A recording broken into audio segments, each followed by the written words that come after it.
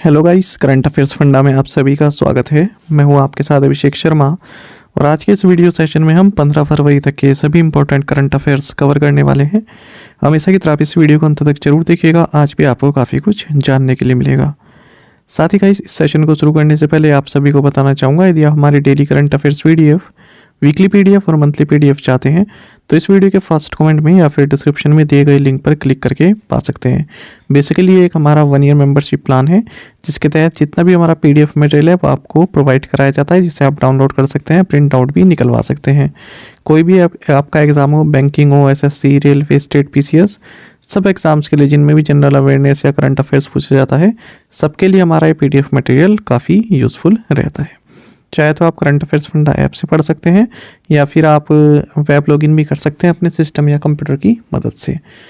तो कोई भी अगर आपका डाउट होगा हमारे इस पीडीएफ कोड संबंधित तो आप कमेंट बॉक्स में अवश्य लिखिएगा। तो चलिए फिर करते हैं शुरुआत इस वीडियो सेशन की। सबसे पहले आज का क्वेश्चन देख लेते हैं, इसका आंसर आपको कमेंट बॉक्स में करना है। Jagdeep Dhankhar had been elected 14th vice president after defeating which of the following leader. Jagdeep Dhankhar निम्नलिखित में से किस नेता को हराकर 14वें उपराष्ट्रपति चुने गए थे? ऑप्शंस आपके सामने हैं, मार्गरेट अल्वा, मेनका गांधी, यशवंत सिन्हा या फिर बेबी रानी मौर्य। तो जल्दी से आप इस क्वेश्चन का आंसर कमेंट बॉक्स में कर दीजिए, फिर आगे बढ़ेंगे। हाल ही में एक एग्जाम में ये क्वेश्चन पूछा गया है और इसी तरह के क्वेश्चंस के लिए आप करंट अफेयर्स फंडा को टेलीग्राम पर भी ज्वाइन कर सकते हैं। इसी नाम से हमारा चैनल है, वहाँ पर हम डेली स्टैटिक और करंट अफेयर्स क्वेश्चंस पोस्ट करते रहते हैं।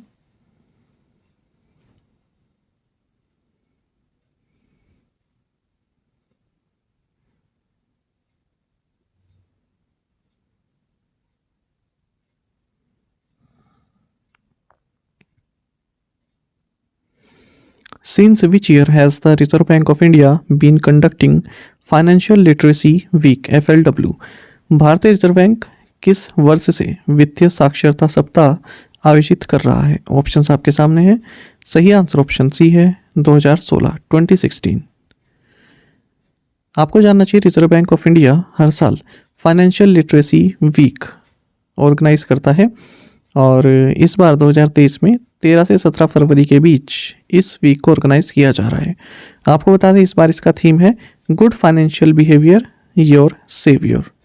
आपको जानना चाहिए, national strategy for financial education 2020-2025 के जो ओवरऑल स्ट्रेटजिक ऑब्जेक्टिव्स हैं उसी को ध्यान में रखते हुए ये थीम रखा गया है, good financial behaviour your saviour. आपको जानना चाहिए, रिजर्व बैंक ऑफ इंडिया इस फाइनेंशियल लिटरेसी वीक को साल 2016 से ही कंडक्ट करता आ रहा है, ताकि किसी पर्टिकुलर थीम पर एक फाइनेंशियल एजुकेशन मैसेज दिया जा सके। The Reserve Bank of India has imposed a monetary penalty of rupees 1.50 lakh on which state-based Baidyanath Urban Cooperative Bank Limited. भारतीय रिजर्व बैंक ने किस राज्य स्थित Vaidyanath Urban Cooperative Bank Limited पर 1.5 लाख रुपए का मौद्रिक जुर्माना लगाया है? ऑप्शंस आपके सामने है। सही आंसर ऑप्शन सी, महाराष्ट्र। आपको जानना चाहिए, रिजर्व बैंक ऑफ इंडिया ने 1.5 लाख रुपए का मॉनेटरी पेनल्टी लगाई है Vaidyanath Urban Cooperative Bank Limited Beed, Maharashtra पर, क्योंकि रिजर्व बैंक ऑफ इंडिया द्वारा जारी किए गए कुछ स्पेसिफिक डायरेक्शंस को इसने वायलेट किया है, उन्हें नहीं माना है। आपको जानना चाहिए, रिजर्व बैंक ऑफ इंडिया ने हाल ही में 2 NBFC यानी कि नॉन बैंकिंग फाइनेंशियल कंपनीज के certificate of registration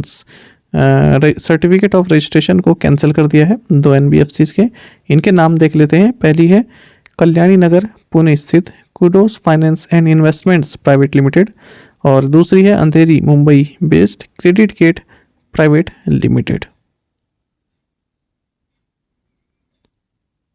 What is the theme of Reserve Bank's second global hackathon Harbinger 2023 Innovation for Transformation? Reserve bank के दूसरे वैश्विक hackathon harbinger 2023 innovation for transformation का विषय क्या है? ऑप्शंस आपके सामने हैं।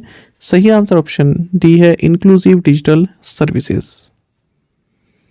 आपको जानना चाहिए, रिजर्व बैंक ऑफ इंडिया अपनी second global hackathon harbinger 2023 innovation for transformation को ऑर्गेनाइज कर रहा है और इसका थीम रहेगा इंक्लूसिव डिजिटल सर्विसेज। तो इस हैकाथॉन में पार्टिसिपेंट्स को इनवाइट किया जा रहा है कि आप कुछ ऐसा सॉल्यूशन बनाइए ताकि जो डिफरेंटली एबल्ड पर्सन हैं उन्हें भी डिजिटल फाइनेंशियल सर्विसेज प्रोवाइड कराई जा सकें, वे भी डिजिटल फाइनेंशियल सर्विसेज को एक्सेस कर सकें, साथ साथ जो सेंट्रल बैंक डिजिटल करेंसीज हैं उसकी रीच भी इन तक आ सके। आपको जानना चाहिए हार्बिंजर 2023 जो पार्टिसिपेंट्स को एक मौका देती है कि वो कुछ इनोवेटिव सॉल्यूशंस बनाए और उनको प्राइस भी दिया जाता है। यहाँ पर विनर को 40 लाख रुपीस और रनर अप को 20 लाख रुपीस दिए जाते हैं। आपको जानना चाहिए रिजर्व बैंक ऑफ इंडिया ये जो हैकाथॉन है इसको सबसे पहले हार्बिंजर 2021 के रूप में इसने ऑर्गेनाइज किया था 2021 में, और तब इसका थीम था स्मार्टर डिजिटल पेमेंट्स। और अब कौन सा है? सेकंड ग्लोबल हैकाथॉन, इसका थीम है inclusive digital services. Which bank has launched a pilot project known as Offline Pay to test offline digital payments for customers and merchants? किस bank ने ग्राहकों और व्यापारियों के लिए ऑफलाइन पे नामक एक पायलट प्रोजेक्ट लॉन्च किया है? ऑप्शंस आपके सामने है। सही answer option D HDFC bank. HDFC bank ने अनाउंस किया है कि हमने ऑफलाइन पे नामक एक पायलट प्रोजेक्ट लॉन्च किया है जिसका मकसद है कस्टमर्स और मर्चेंट्स के लिए ऑफलाइन डिजिटल पेमेंट्स की सुविधा को टेस्ट करना ताकि मोबाइल नेटवर्क ना हो तब भी पेमेंट ट्रांजैक्शन हो सके। आपको बता दें इसके लिए HDFC बैंक ने Sweden based Crunchfish Digital Cash AB के साथ पार्टनरशिप की है और ये जो टेस्टिंग की जा रही है रिजर्व बैंक ऑफ इंडिया का रेगुलेटरी सैंडबॉक्स प्रोग्राम के तहत की जा रही है। HDFC बैंक की अगर हम बात करते हैं CEO शशिधर जगदीशन है, हेडक्वार्टर्स मुंबई में है, टैगलाइन है वी अंडरस्टैंड योर वर्ड। जनवरी के महीने में हमने करंट अफेयर देखा था कि HDFC बैंक ने माइक्रोसॉफ्ट के साथ पार्टनरशिप की है ताकि HDFC बैंक का डिजिटल ट्रांसफॉर्मेशन किया जा सके। एक और करंट अफेयर आपको HDFC बैंक से जानना चाहिए। HDFC बैंक तमिलनाडु में जो 24 गवर्नमेंट स्कूल्स हैं उनको स्मार्ट स्कूल्स में अपग्रेड करेगा। Which judge in the Rajasthan High Court has been appointed Chief Justice of the Guwahati High Court? Rajasthan उच्च न्यायालय के किस न्यायाधीश को गुवाहाटी उच्च न्यायालय का मुख्य न्यायाधीश नियुक्त किया गया है? ऑप्शंस आपके सामने है। सही आंसर ऑप्शन बी है जस्टिस संदीप मेहता। आपको जानना चाहिए लॉ मिनिस्ट्री ने 4 chief justice to high courts notify किए हैं, इनके अपॉइंटमेंट को नोटिफाई किया है और 2 तो इनमें से इसी महीने रिटायर भी होने वाले हैं। पहला नाम है जस्टिस संदीप मेहता जो कि राजस्थान हाई कोर्ट में जज हैं, इन्हें गुवाहाटी हाई कोर्ट का चीफ जस्टिस बनाया गया है। जस्टिस एन कोटेश्वर सिंह ये जज हैं गुवाहाटी हाई कोर्ट में, इन्हें chief justice of high court of Jammu and Kashmir and Ladakh appoint किया गया है। जस्टिस सोनिया गिरिधर कोकनी इन्हें Gujarat high court chief justice नामित किया गया है। जस्टिस जसवंत सिंह इन्हें chief justice of Tripura high court appoint किया गया है। आप जानते हैं कि सुप्रीम कोर्ट के जो जजेस हैं ये 65 की एज में रिटायर होते हैं, वहीं हाई कोर्ट के जजेस 62 ईयर्स में रिटायर होते हैं। Who won the Dallas open title? Dallas open का खिताब किसने जीता? सही आंसर ऑप्शन ए है वू यिबिंग। देखिए वू यिबिंग चाइना से हैं, इन्होंने डलास ओपन जीत लिया है, 23 साल के हैं ये और इन्होंने फाइनल में जॉन इस्नर को हराया है। ये अमेरिकी टेनिस प्लेयर हैं। इसी के साथ जो वू यिबिंग है ये फर्स्ट चाइनीज प्लेयर बने हैं जिन्होंने कोई ATP टूर टाइटल जीता है। तो इसमें एक तो डबल्स इवेंट रहा मेंस का और एक सिंगल इवेंट रहा ये मैन का, तो इसे जीता है। अब जो ये डबल इवेंट है ये जेमी मुर्रे यूनाइटेड किंगडम और माइकल वीनस न्यूजीलैंड इनकी जोड़ी ने डबल्स टाइटल जीता है। राइट साइड में आप पूरी डिटेल देख सकते हैं इस टूर्नामेंट की। Which state or union territory topped the medal tally in the 3rd edition of Khelo India winter games? Khelo India winter games के तीसरे संस्करण में किस राज्य या केंद्र शासित प्रदेश ने पदक तालिका में शीर्ष स्थान प्राप्त किया? ऑप्शंस आपके सामने है। सही आंसर ऑप्शन डी है जम्मू एंड कश्मीर। तो इस मेडल टैली में आप टॉप 10 राज्य या यूनियन टेरिटरी देख सकते हैं, अपना अपना राज्य भी देख सकते हैं क्योंकि स्टेट के जो एग्ज़ाम होते हैं उनमें स्टेट स्पेसिफिक पूछ लिया जाता है। जैसे अभी BPSC का एग्जाम हुआ बिहार पब्लिक सर्विस का, तो उसमें इंडेक्स में बिहार के बारे में पूछा गया था कि बिहार की रैंक क्या रही। आपको जानना चाहिए खेलो इंडिया विंटर गेम्स का थर्ड एडिशन गुलमर्ग कश्मीर में कंक्लूड हुआ है। जम्मू एंड कश्मीर ने यहाँ पर मेडल टैली को टॉप किया है। 26 गोल्ड मेडल्स, 25 सिल्वर मेडल्स और 25 bronze medals Jammu and Kashmir ने जीते हैं। दूसरे नंबर पर महाराष्ट्र 13 गोल्ड 8 सिल्वर 6 ब्रॉन्ज के साथ, और तीसरे नंबर पर हिमाचल प्रदेश रहा 10 गोल्ड 14 सिल्वर 7 ब्रॉन्ज के साथ। वहीं आर्मी ने 10 गोल्ड 10 सिल्वर और 9 ब्रॉन्ज मेडल्स अपने नाम किए। Which football team claimed the Club World Cup for the record 5th time? किस फुटबॉल टीम ने रिकॉर्ड 5वीं बार क्लब विश्व कप जीता है? सही answer option D, Real Madrid. तो Spanish La Liga football champions हैं रियल मैड्रिड। इन्होंने क्लब वर्ल्ड कप जीता है, वो भी 5वीं बार। इन्होंने अल हिलाल को 5-3 से हराया है। ये इवेंट मोरक्को के रबात के प्रिंस मौले अब्दुल्ला स्टेडियम में खेला गया। आपको जानना चाहिए रियल मैड्रिड इससे पहले ये इवेंट 2014, 16, 17 और 18 में जीत चुका है। साथ ही मैड्रिड ने 3 इंटरकॉन्टिनेंटल कप्स भी जीते हैं 1960, 1998 और 2002 में। आपको बता दें ये जो फीफा क्लब वर्ल्ड कप है एक annual international club football competition है, फीफा द्वारा ऑर्गेनाइज किया जाता है। साल 2000 से ही ये टूर्नामेंट खेला जा रहा है। Who has been appointed as the president of Institute of Chartered Accountants of India ICAI?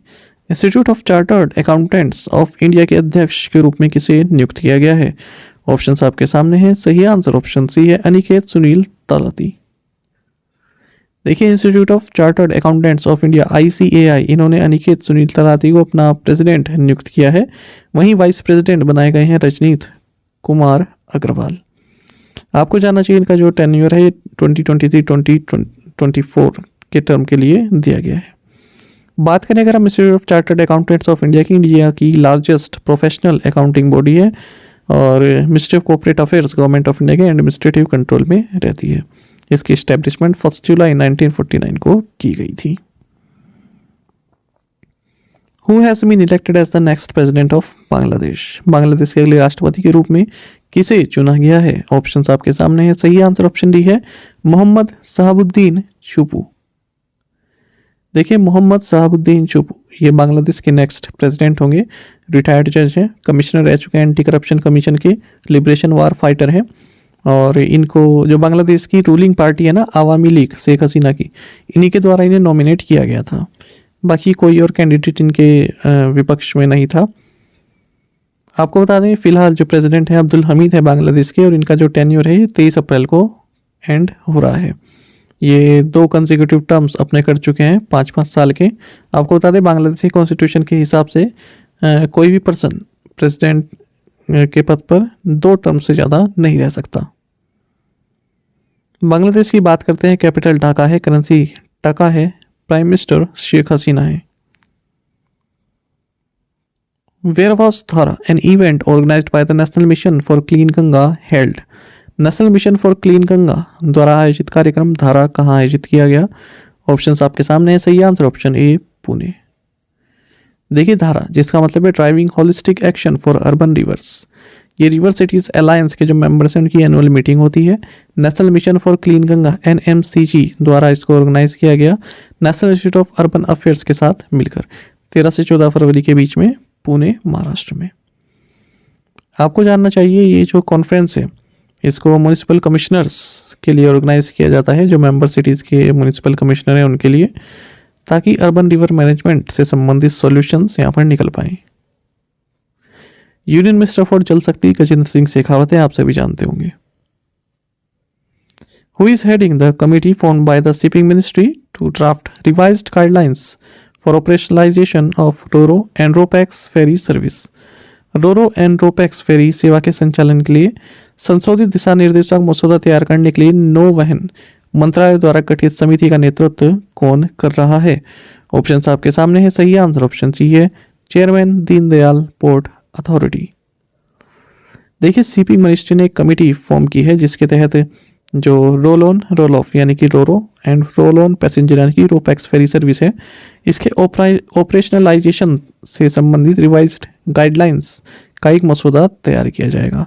तो इस कमेटी को हेड कर रहे हैं चेयरमैन दीनदयाल पोर्ट अथॉरिटी जो कि SK मेहता है। आपको जानना चाहिए जो गवर्नमेंट ऑफ इंडिया ने अपने यूनियन बजट 2023-24 में जैसा कि डिस्कस किया है, ये कोस्टल शिपिंग को प्रमोट करेंगे हम through the public private partnership. तो उसी के हिसाब से ये कमेटी बनाई गई है, उसी को देखते हुए। इससे पहले आगे बढ़े, देख लेते हैं बीपीएससी क्वेश्चन पेपर 2023 में जो करंट अफेयर्स पूछे गए हैं। कुछ हम पहले भी डिस्कस किए हैं, 3 क्वेश्चन आए, देख लेते हैं।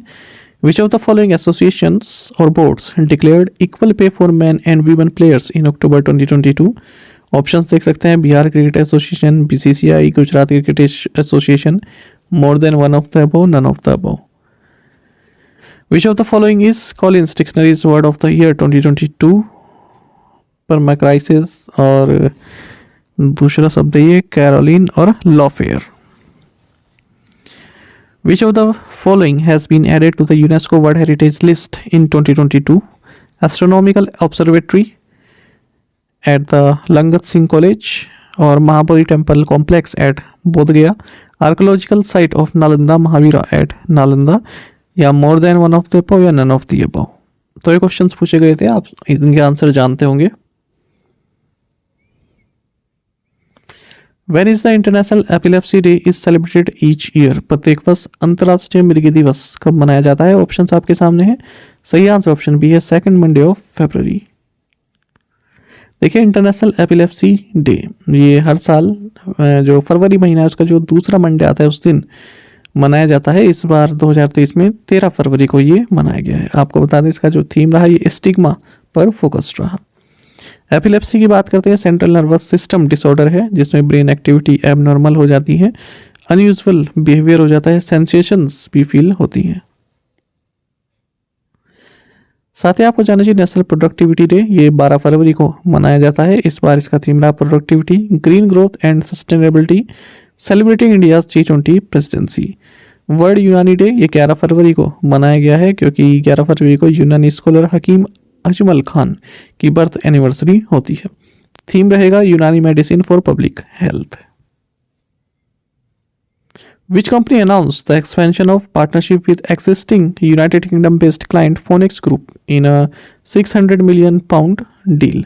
किस कंपनी ने मौजूदा यूनाइटेड किंगडम स्थित क्लाइंट फोनिक्स ग्रुप के साथ 600 मिलियन पाउंड सौदे में साझेदारी के विस्तार की घोषणा की है? ऑप्शंस आपके सामने हैं। सही आंसर ऑप्शन ए TCS है। देखिए, टाटा कंसल्टेंसी सर्विसेज इन्होंने काफ़ी बड़ी एक डील दोबारा से की है। अपने partner United kingdom based client है इनका फोनिक्स ग्रुप, इसके साथ अपनी पार्टनरशिप को एक्सपेंड किया है और ये डील रही 600 मिलियन पाउंड की या फिर 723 मिलियन US की। आपको बता दें, जो फोनिक्स ग्रुप है ये यूनाइटेड किंगडम का largest long term savings and retirement provider है और पिछले 3 सालों में ये TCS की लार्जेस्ट डील रही है यूनाइटेड किंगडम में।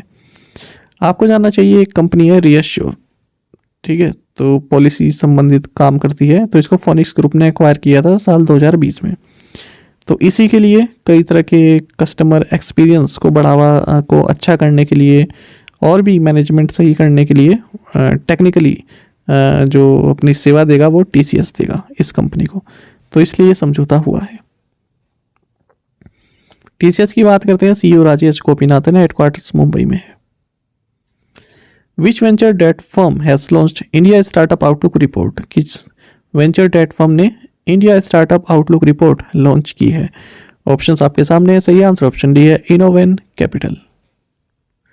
देखिए, वेंचर डेट फर्म है इनोवेन कैपिटल, इसने अपना इंडिया स्टार्टअप आउटलुक रिपोर्ट का 8th एडिशन जारी किया है।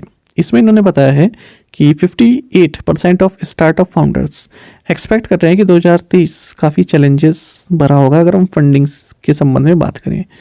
इस रिपोर्ट में ये बताया गया है कि केवल 53% ऑफ द फाउंडर्स ने कहा है कि उन्हें पॉजिटिव फंड रेजिंग एक्सपीरियंस हुआ है, बल्कि 2021 में 92% फाउंडर्स ने कहा था कि उनका जो एक्सपीरियंस रहा फंड रेजिंग को लेकर काफ़ी अच्छा रहा। तो इसमें गिरावट देखने को मिली, 53% ने कहा है। आपको बता दें, जो इंडिया स्टार्टअप आउटलुक रिपोर्ट है इसमें 120 स्टार्टअप फाउंडर्स की राय ली गई है और इस रिपोर्ट के अनुसार जो एडटेक जो सेक्टर है ये मोस्ट ओवर हाइप्ड सेक्टर है, वहीं health take and agri tech ये मोस्ट अंडर हाइप्ड सेक्टर है। इसमें ही बताया गया है कि लगातार तीसरे साल जीरोधा ये मोस्ट एडमायर्ड इंडियन स्टार्टअप है। Which state government has launch the portal for creation of family ID one family one identity? किस राज्य सरकार ने परिवार आईडी एक परिवार एक पहचान के निर्माण के लिए पोर्टल लॉन्च किया है? ऑप्शंस आपके सामने। सही answer option D, Uttar Pradesh. देखिए, उत्तर प्रदेश गवर्नमेंट ने एक पोर्टल लॉन्च किया है फैमिली आईडी वन आइडेंटिटी के लिए, जिसके तहत फैमिलीज को आइडेंटिफाई किया जाएगा ताकि वन जॉब पर फैमिली प्रपोजल को इम्प्लीमेंट किया जा सके। आपको बता दें, वे सभी फैमिलीज जो नेशनल फूड सिक्योरिटी स्कीम में एलिजिबल नहीं है, वो उनको ये आईडी दी जाएगी, और जो उनकी राशन कार्ड आईडी है उनके फैमिली की, उसको जो है फैमिली आईडी के तौर पर माना जाएगा। आपको बता दें, इस आईडी के हिसाब से जो फैमिलीज हैं जिनके पास एम्प्लॉयमेंट नहीं है, उनको एम्प्लॉयमेंट अपॉर्चुनिटीज भी प्रोवाइड कराई जाएंगी। इस पोर्टल को डेवलप किया गया था ताकि 12 digit unique family ID provide किया जा सके उन फैमिलीज को जो राशन कार्ड होल्डर्स नहीं है। Where were the IFCO nano urea liquid plants inaugurated by Union Minister of Chemicals and Fertilizers doctor Mansukh Mandaviya? केंद्रीय रसायन और उर्वरक मंत्री डॉक्टर मानसुख मांडविया ने इफ्को नैनो यूरिया तरल संयंत्रों का उद्घाटन कहाँ किया है? ऑप्शंस आपके सामने है। सही आंसर ऑप्शन बी है, आंवला एंड फूलपुर। देखिए, union minister of chemicals and fertilisers doctor Mansukh Mandaviya ने IFFCO nano urea liquid plants को उत्तर प्रदेश के आंवला और फूलपुर में इनोग्रेट किया है। आपको जानना चाहिए, इफ्को के चेयरमैन दिलीप संघानी है और एमडी एंड सीईओ हैं इफ्को के doctor Uday Shankar Awasthi. Which app has been launched by the Indian government for reporting unauthorized coal mining activities? अनाधिकृत कोयला खनन गतिविधियों की सूचना देने के लिए भारत सरकार द्वारा कौन सा ऐप लॉन्च किया गया है? ऑप्शंस आपके सामने है। सही आंसर ऑप्शन डी है, खनन प्रहरी। देखिए, गवर्नमेंट ने एक मोबाइल ऐप लॉन्च किया है जिसका नाम है खनन प्रहरी। साथ ही एक वेब ऐप भी लॉन्च किया है, coal mine surveillance and management system CMS-MS। किस लिए? ताकि जो अनऑथोराइज्ड कोल माइनिंग एक्टिविटीज हैं उनको रिपोर्ट किया जा सके और सुटेबल एक्शन लिया जा सके। तो जो CMS-MS है, it has been developed to curb illegal mining and take transparent actions as an e-governance initiative of the government on the use of space technology. Coal mines and parliamentary affairs minister Pralhad Joshi आपको जानना चाहिए। Which ministry is organizing Divya कला मेला in Mumbai from 16 to 25 February 2023? कौन सा मंत्रालय 16 से 25 फरवरी 2023 तक मुंबई में दिव्य कला मेला आयोजित कर रहा है? ऑप्शंस आपके सामने है। सही आंसर ऑप्शन डी है, ministry of social justice and empowerment.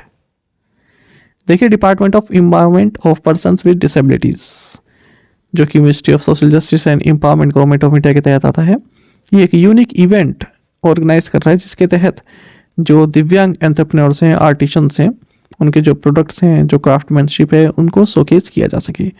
तो 16 से 25 फरवरी के बीच दिव्य कला मेला को आयोजित किया जा रहा है बांद्रा कुर्ला कॉम्प्लेक्स मुंबई में।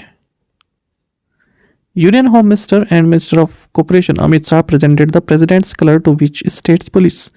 केंद्रीय गृह मंत्री और सहकारिता मंत्री अमित शाह ने किस राज्य की पुलिस को प्रेसिडेंट कलर प्रदान किया? ऑप्शंस आपके सामने है। सही आंसर ऑप्शन बी है, हरियाणा।